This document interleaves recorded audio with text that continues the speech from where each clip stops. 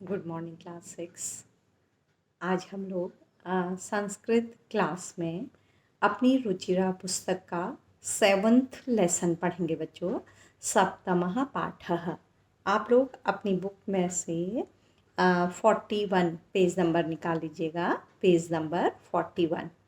और इस वीडियो को तभी सुनिएगा जब बुक आपके सामने खुली हो। पढ़ने का ढंग मैंने आपको बताया है। तो बच्चों, आज एक इंटरेस्टिंग सी कहानी हम पढ़ रहे हैं जिसे आपने मे बी इंग्लिश में और हिंदी में भी पढ़ा होगा। तो नया क्या है? नया ये है कि आज इसे हम संस्कृत में पढ़ रहे हैं। उसके बाद लिखा है बकस्य प्रतिकारः। बकस्य बगुले का, देखिए षष्ठी विभक्ति है, का प्रतिकारः बदला, बगुले का बदला। ठीक है। और उसके नीचे देखिए बाईं साइड को लिखा है अव्यय प्रयोगः। अब इसे भी समझ लीजिए पहले।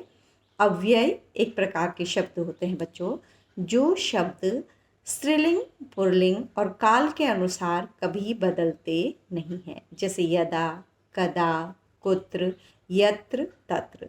उन शब्दों का प्रयोग आप इसमें देखेंगे।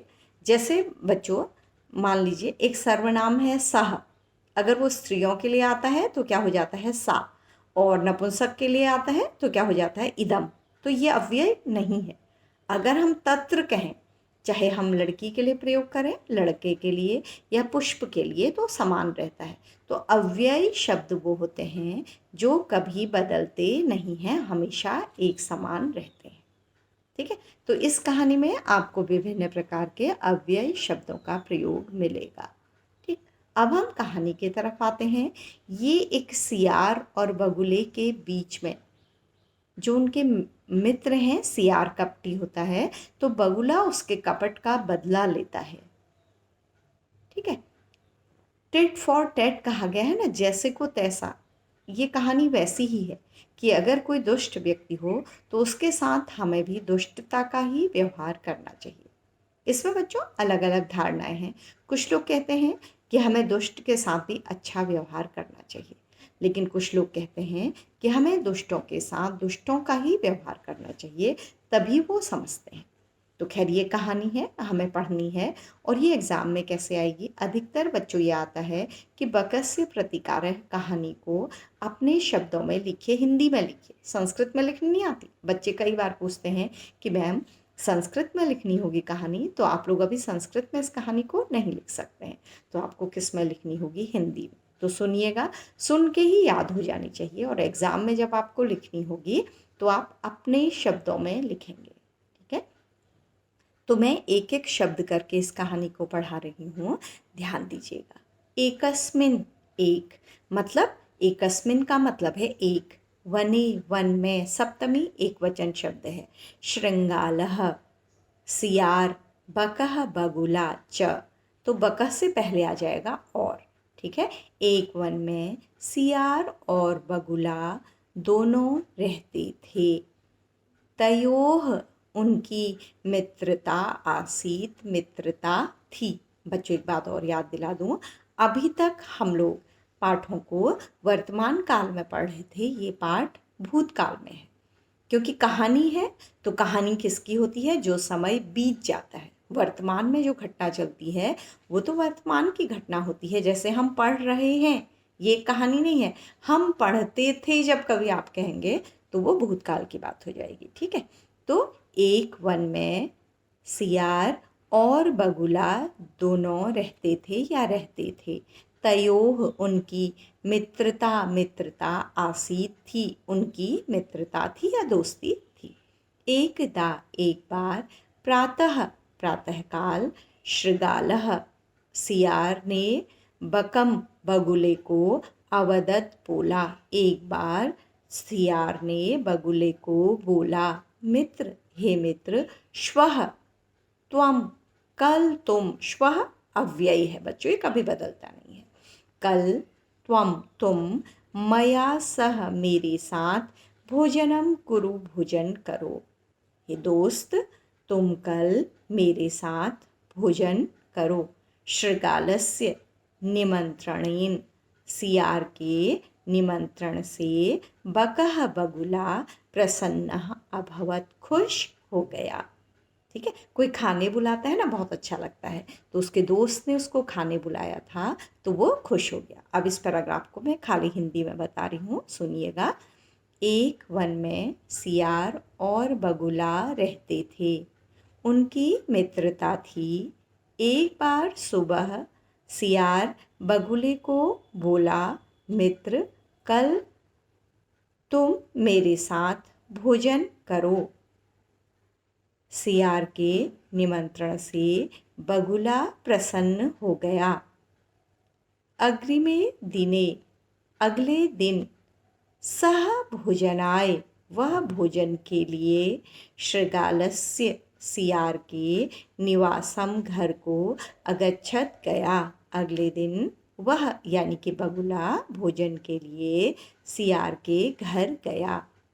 कुटिल स्वभावः शृगालः, खराब स्वभाव वाले सियार ने स्थाल्याम, थाली में, बकाय, बगुले के लिए, क्षीरोदनम, क्षीर और ओदनम यानी कि दूध और चावल यानी कि खीर, अयच्छत, दी। ठीक है, खराब स्वभाव वाले या दुष्ट स्वभाव वाले सियार ने थाली में बगुले के लिए खीर दी। बकम अवदत च, और बगुले को बोला, उसने खीर किस में दी? थाली में, क्योंकि बच्चों फैले हुए सरफेस में बगुला खा नहीं सकता, क्योंकि उसकी चोंच टकरा जाएगी थाली में और वो भोजन नहीं उठा पाएगा। तो और बोला, मित्र, मित्र, अस्मिन पात्रे, इस बर्तन में, आवाम, हम दोनों, अधुना, आज, सहैव, साथ ही, खादावह, खाते हैं।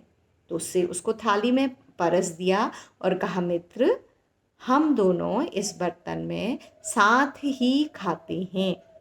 भोजन काले, भोजन करते समय, बकस्य, बगुले की, चंचु, चोंच, स्थालीतः, थाली से, भोजन ग्रहणे, भोजन ग्रहण करने में, समर्था न अभवत, समर्थ नहीं हुई। तो भोजन करते हुए बगुले की चोंच थाली से भोजन उठाने में समर्थ नहीं हुई, यानी कि वो थाली से भोजन नहीं कर पाया। अतः, इसलिए, बकह, बगुले ने, केवलम, केवल, क्षीरोदनम, खीर और चावल यानी कि खीर को, चावल और दूध को, अपश्यत, देखा, वो खा नहीं पाया, केवल देख पाया। शृगाल तु सर्वम क्षीरोदनम अभक्षयत, सियार ने तो सारी खीर खा ली, क्योंकि वो आराम से उसमें खा सकता था। सियार कैसे खाता है बच्चों? अपनी टंग से खाता है, तो उसको फैला हुआ बर्तन चाहिए, तो उसके लिए तो आराम था, उसने सब खा लिया। बगुला अपनी चोंच से उस भोजन को नहीं खा पाया, तो वो केवल उस खीर को देखता रहा और क्या रह गया होगा? भूखा रह गया होगा बच्चों। तो ये कहानी, आज ये 2 पैराग्राफ हैं। अगले 2 पैराग्राफ अगली कक्षा में होंगे। ये पहले पैराग्राफ में एक बार हिंदी में और बता रही हूँ आपको, तो आप संस्कृत शब्दों पर ध्यान दीजिए, मैं हिंदी बता रही हूँ, इस तरह से आपको अच्छी तरह से आ जाएगा। एक वन में सियार और बगुला रहते थे। उन दोनों की मित्रता थी। एक बार सुबह सियार ने बगुले को कहा, मित्र, कल हम मेरे साथ भोजन करो। शृगाल के सियार के निमंत्रण से बगुला अत्यधिक प्रसन्न हुआ। दूसरे दिन वह भोजन के लिए सियार के घर को गया। दुष्ट स्वभाव के सियार ने थाली में बगुले के लिए खीर दी, दूध और चावल दिया, और बगुले को बोला, मित्र, आज हम दोनों इस बर्तन में साथ ही खाते हैं। भोजन करते हुए बगुले की चोंच थाली से भोजन को उठाने में समर्थ नहीं हुई, या बगुला थाली से भोजन नहीं उठा पाया। इसलिए बगुले ने केवल खीर को देखा, वह उसे खा नहीं पाया बच्चों, केवल देख पाया, उसे भूख लग रही होगी, वो भूख से खीर को क्या कर रहा था, देख रहा था। सियार ने तो सारी खीर खा ली। उसने ये भी नहीं देखा कि बगुला उसका मित्र है, उसने उसको आमंत्रित किया है, वह खीर नहीं खा पा रहा है, बल्कि स्वयं उसने सारी खीर खा ली। तो बच्चों, एक ऐसा मित्र था जो अपने मित्र को खाने पर बुलाता है और उसका अपमान करता है, उसका अपमान करने के लिए ही बुलाता है, क्योंकि वो लिखा है कि वो दुष्ट बुद्धि का था, कुटिल स्वभाव वाला था। तो वो बुलाता है लेकिन उसको सही से भोजन नहीं देता है, तो बगुला भोजन करने में असमर्थ हो जाता है। तो बच्चों, आपको इसका जो अनुवाद है, जब अगली बार हमारी कक्षा में हमारा पाठ संपूर्ण हो जाएगा, पूरा हो जाएगा, तब इसका अनुवाद भी आपको भेज दिया जाएगा, जिसे आपको अपनी कॉपी में लिखना होगा और परीक्षा के लिए याद भी करना होगा। क्योंकि मैंने आपको बताया, आपकी जो भी परीक्षा होगी, आपको संस्कृत कहानी को हिंदी में लिखने को आएगा, जिसके लिए ये अत्यधिक इम्पॉर्टेंट है।